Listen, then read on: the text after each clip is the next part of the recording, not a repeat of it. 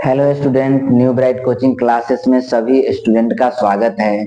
जितने भी मेरे ऑनलाइन स्टूडेंट हैं उन सभी से अनुरोध है कि आप मेरे ऑनलाइन क्लास में आकर के जल्दी से जुड़ जाएं, क्योंकि आपके लिए हम बहुत ही मस्त क्वेश्चन लेकर के आए हैं जो आपके कॉम्पिटेटिव एग्जाम और खासकर रेलवे में पूछा जाने वाला है। तो जितने भी मेरे ऑनलाइन स्टूडेंट हैं वो मेरे ऑनलाइन क्लास में आ जाएं, और जिनको भी मैथ समझ में नहीं आता है, जिनको मैथ से बहुत ज्यादा डर लगता है, जिनको लगता है कि मैथ हम कैसे बनाएं, उनसे भी अनुरोध है कि मेरी क्लास में आए और मैथ पढ़ें। तो चलिए हम आज आपके लिए सिंपल इंटरेस्ट का पार्ट 3 लेकर के आए हैं। इससे पहले पार्ट 1 और पार्ट 2 में हम कॉन्सेप्ट और क्वेश्चन दोनों का बात किए थे। यदि आपने वो वीडियो नहीं देखा है तो मेरे चैनल को लाइक और सब्सक्राइब कीजिए, ताकि वो कॉन्सेप्ट भी और क्वेश्चन भी आपको मिल जाएगा। अब हम कॉन्सेप्ट की बात नहीं करेंगे, केवल क्वेश्चन पर फोकस करेंगे, क्योंकि मैंने 2 वीडियो में ऑलरेडी आपको कॉन्सेप्ट बता दिया है। तो चलिए आगे हम क्वेश्चन की बात करेंगे। वो क्वेश्चन, आपका पहला क्वेश्चन है कि एक निश्चित धनराशि 8% वार्षिक ब्याज की दर से 5 वर्ष और 6 वर्षों के साधारण ब्याज का अंतर 26 है, तो धनराशि क्या होगी। आपको मूलधन पता करना है, प्रिंसिपल का पता करना है। प्रिंसिपल नहीं दिया गया है, लेकिन ये पता है कि 8% वार्षिक ब्याज की दर से 5 वर्ष और 6 वर्ष का अंतर कितना है, 26 है। आप जो 2 वीडियो में क्वेश्चन पढ़े हैं वो थोड़ा सा नॉर्मली क्वेश्चन था, आसान था, जो बेसिक तरीके से हम बताते थे। ये क्वेश्चन को देख करके थोड़ा सा बच्चों में एक डर हो जाता है, कंफ्यूजन हो जाता है कि इस क्वेश्चन को हम कैसे बताएं, इसमें तो अंतर है, इसमें तो प्रिंसिपल दिया ही नहीं है। तो देखिए, आपको यदि इस तरह का क्वेश्चन आ जाए तो डरने की बिल्कुल जरूरत नहीं है। मैंने पहले भी आपको कई बार बताया है कि किसी भी क्वेश्चन को बनाने से पहले उसे 2-3 बार पढ़ लिया कीजिए, 2-3 बार उसे समझिए, 2-3 बार पढ़िए, ठीक है।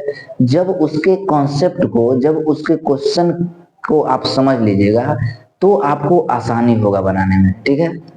तो क्वेश्चन को कम से कम 3 या 4 बार आप पढ़िए। जब तक वो आपको समझ में नहीं आता है तब तक आप पढ़ते रहिए, ठीक है। पढ़िएगा, समझ में आ जाएगा। फिर से हम पढ़ते हैं, देखिए, किसी निश्चित धनराशि, ठीक है, 8% वार्षिक ब्याज की दर से 5 वर्ष और 6 वर्षों का अंतर आ जाता है 26 रुपया, तो धनराशि क्या है। मानकर चलिए कि मेरा 2 भाई है, ठीक है। एक को मैंने 5 वर्षों के लिए ब्याज दिया और दूसरा को मैंने 6 वर्षों के लिए ब्याज दिया।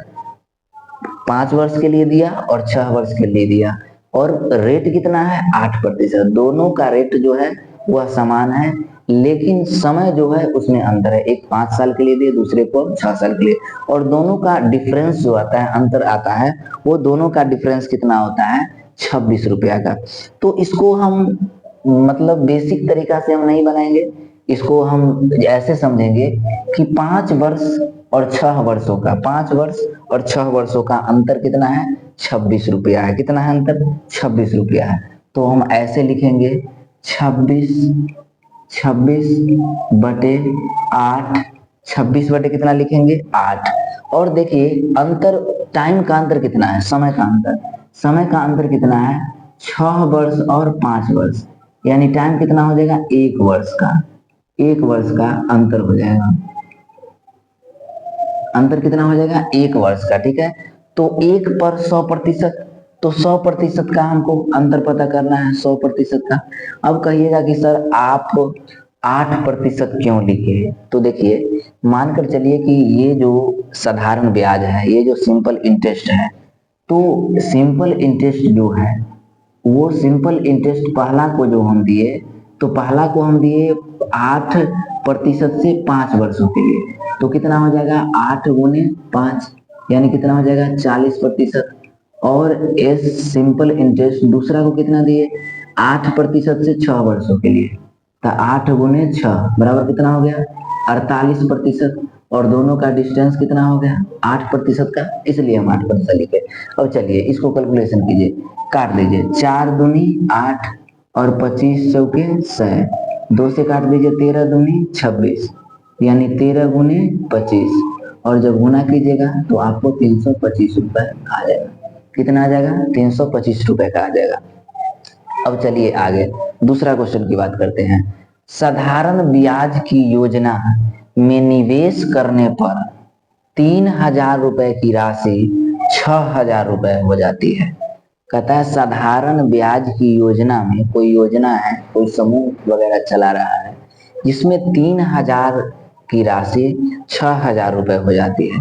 यदि ब्याज की दर और वर्ष की संख्या के लिए राशि का निवेश किया जाता है और वो समान है तो वार्षिक ब्याज की दर ज्ञात कीजिए। देखिए क्वेश्चन बहुत ही नॉर्मली है। जब किसी भी क्वेश्चन को पढ़िएगा, उसके कॉन्सेप्ट को पढ़िएगा, क्वेश्चन को पढ़िएगा, तो सेंटेंस जैसे ही आप पढ़िएगा आपको समझ में आ जाएगा। देखिए कितना आसान है। साधारण ब्याज की दर से मैंने 3,000 रुपए दिया, 3,000 रुपए 6,000 रुपए हो जाते। 3,000 रुपए मैंने प्रिंसिपल कितना दिया, प्रिंसिपल मैंने कितना दिया, 3,000 रुपए, और अमाउंट कितना है हो जाता है 6,000 रुपए। अमाउंट कितना हो जाता है 6,000 रुपए हो जाता है। और टाइम जो है वह रेट के बराबर है। टाइम जो क्या है वह रेट के बराबर यानी समान है। टाइम और रेट जो है, टाइम रेट के समान है, ठीक है। तो हम इसको निकालने के लिए हम क्या करेंगे कि अमाउंट में से प्रिंसिपल को घटाएंगे तो मेरा क्या आ जाएगा, मेरा जो है साधारण ब्याज आ जाएगा, सिंपल इंटरेस्ट आ जाएगा। तो इसको हम क्या करेंगे, यहीं पर कट कर देंगे, ठीक है। ये 3 जीरो से 3 जीरो मैंने काट दिया, और 3 दूनी 6 यानी 1, 3 दूनी 6 यानी 1 रुपए मैंने लगाया तो मुझे आया कितना, 2 रुपए। 3,000 लगाया तो कितना आया 6,000, यानी 1 रुपए मैंने लगाया तो कितना आया 2 रुपए। 1 रुपए मैंने लगाया आया 2 रुपए। तो सिंपल इंटरेस्ट बराबर क्या होता है, P/R/T बटे 100, ठीक है। तो SI सिंपल इंटरेस्ट कितना आ गया, SI कितना आ गया 1, ठीक है। प्रिंसिपल कितना है, प्रिंसिपल मेरा कितना है 1 है। और R जो है वह T के बराबर, यानी T जो है वो R है, बटे कितना हो जाएगा 100। और 100 में 1 से गुना कीजिएगा तो क्या हो जाएगा 100। तो यहाँ पे हो जाएगा 100 R स्क्वायर, R स्क्वायर, इसलिए R स्क्वायर बराबर कितना हो जाएगा 100। इसलिए R बराबर रूट अंडर कितना हो जाएगा 100। इसलिए R बराबर कितना हो जाएगा 10 दहाई के 100, वर्गमूल कितना हो जाएगा 10 हो जाएगा। यानी ऑप्शन नंबर सी हो जाएगा, इसमें ऑप्शन नंबर ए हो जाएगा। अब चलिए आगे देखिए तीसरा नंबर आपका क्वेश्चन है कि एक व्यक्ति ने साधारण ब्याज की दर से 7 वर्षों में 20,400 रुपए के लिए 12,000 रुपए की राशि को निश्चित वार्षिक ब्याज की दर से किया। उक्त राशि प्राप्त करने के लिए ब्याज की दर क्या होगा। देखिए इसमें आपको दिया गया है कि आपका प्रिंसिपल कितना है, 12,000 रुपए, ठीक है।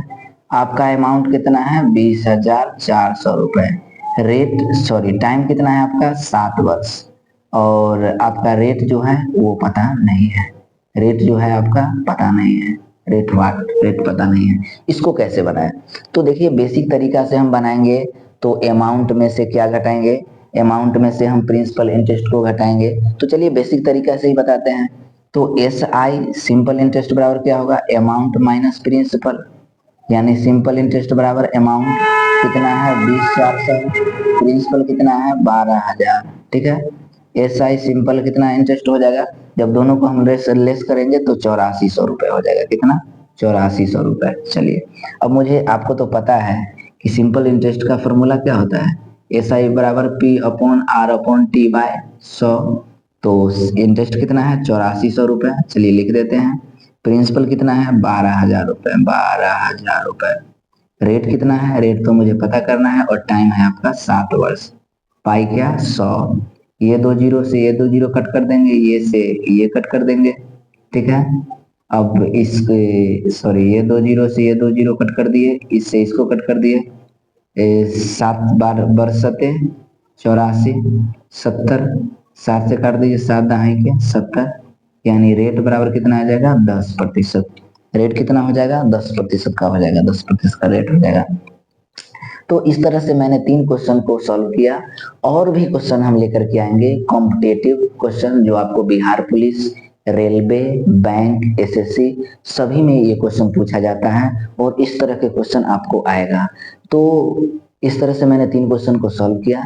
यदि हमारी वीडियो आपको अच्छी लगी हो तो मेरी वीडियो को लाइक कर दीजिएगा, सब्सक्राइब कर दीजिएगा, ताकि और भी तरह तरह के क्वेश्चन और कॉन्सेप्ट को हम आपके सामने लेकर के आएंगे और आपको मैथ बनाने में काफी सहूलियत होगी, काफी अच्छा होगा और आप आसानी से किसी भी मैथ को बना सकते हैं। धन्यवाद।